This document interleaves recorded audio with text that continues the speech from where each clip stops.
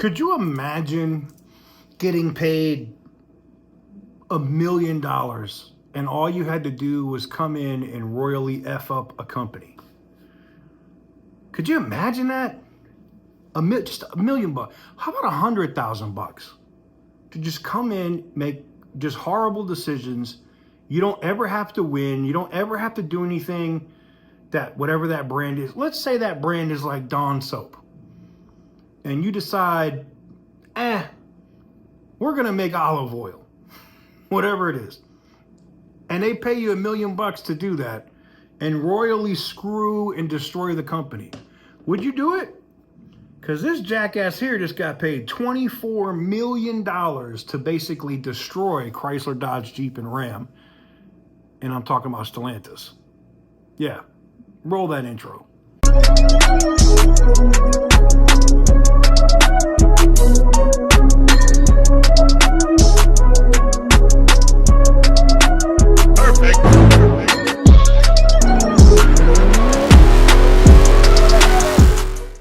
So yeah, guys, former Stellantis CEO, this comes via Reuters. Former Stellantis CEO Tavares was pay package fell 37% because you effed up the entire company, dumbass, to $24 million in 2024. Carlos Tavares, the former CEO of global automaker Stellantis, saw his total pay fall 37% last year to 23 million euros or $23.91 million. So basically $24 million. Before he unexpectedly resigned. No, they pulled him in a room and was like, yo, bro, you can leave here upright or feet first out the door. Tavares clashed with the Chrysler and Fiat owners' boards over his near-term focus on cutting costs, rather than keeping an eye on broader goals. His aggressive pricing strategy contributed to slipping U.S. sales, which the automaker is still trying to claw back. Tavares will receive an additional 2 million euros in severance and 10 million euros in bonus pay this year for meeting a series of company milestones, it said in a regulatory filing Tuesday.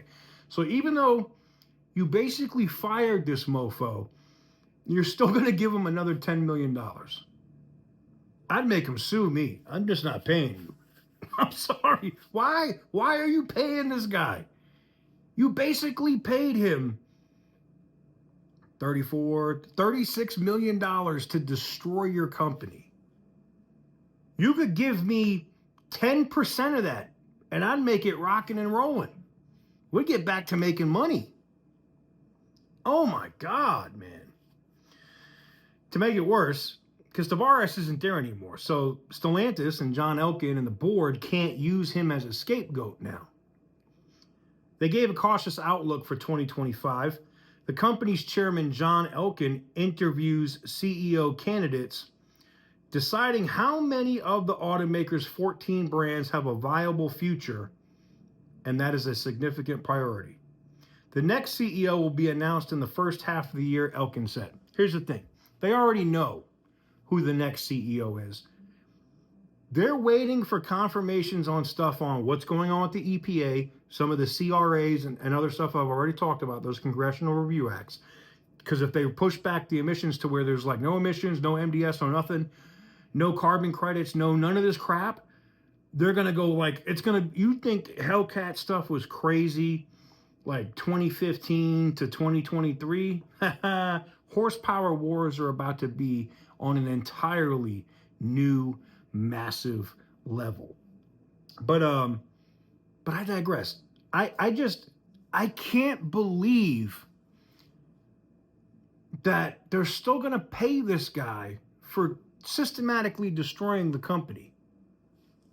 I can't believe it. I would literally be like, you got to take me to court. Now, side note, some of my sources at Stellantis are telling me that the SEC, that is the Security and Exchange Commission, is now sniffing around. Now, I'm wondering if the Trump administration isn't using that to kind of give Elkann pause or to force that issue and have them split Chrysler, Dodge, and Jeep, Ram off from Stellantis. Because if the SEC is sniffing around, they could be doing it to say that Tavares made reckless decisions to line his own pockets with incentives over time, right? By pushing these EVs and pushing stuff that he knew wasn't going to sell, but by doing it because of how his contract was structured, they'd have to pay him more money. So instead of him worrying about making the company successful, he was trying to pocket money for himself. Yeah. And here's the thing. The numbers, the public SEC filed documents support that. Me and Butter the Insider have been talking about that. Butter literally put that on my radar, sending it to me in messages. And I was like, wow, this is insane.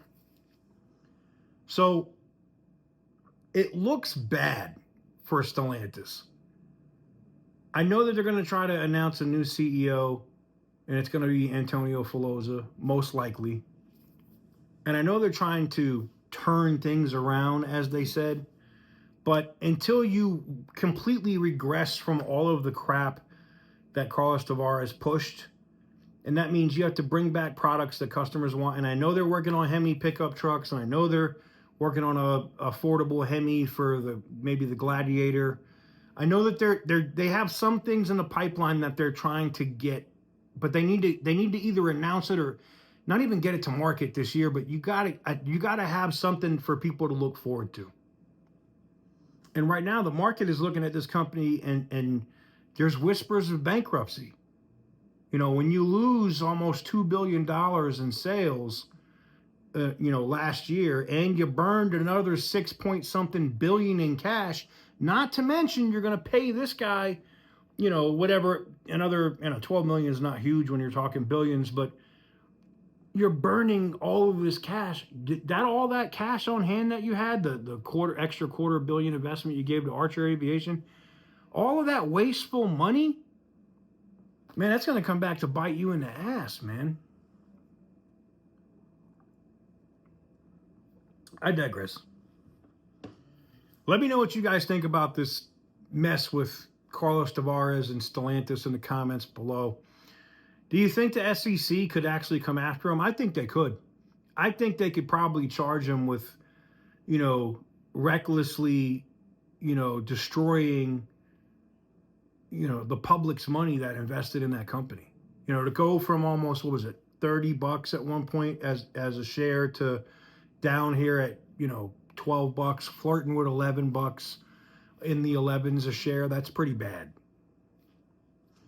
Let me know what you guys think in the comment section down below. Give this video a big thumbs up if you like what I do. Hit the subscribe button if you haven't already.